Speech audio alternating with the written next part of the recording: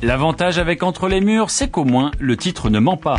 Pendant 2 heures, le spectateur ne sort jamais de ce collège avec ses élèves à problème, ses profs en déprime, sa violence.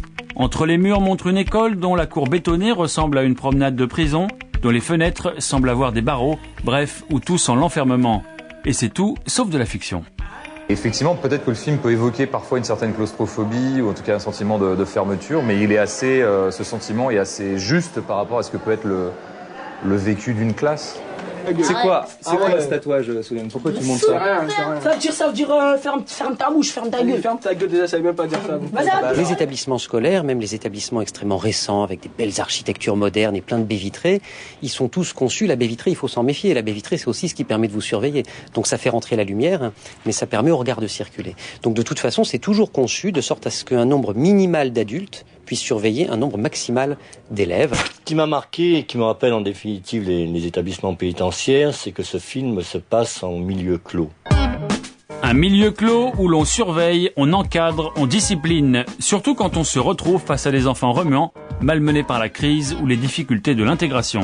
C'est un lieu où on cadre un peu les corps, où on les non pas formate, mais on les organise, on les structure, on les ordonne. On les fait s'asseoir. C'est très régimenté quand même cette affaire. Et si c'est très régimenté cette affaire, c'est pour éviter qu'un échec scolaire ne conduise entre d'autres murs.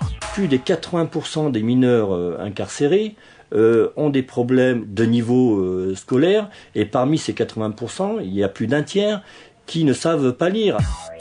L'école d'Entre les murs se bat contre cette fatalité et c'est sans doute ce qui a touché les jurés du Festival de Cannes. Une école qui ne baisse jamais les bras et rend au final plus libre.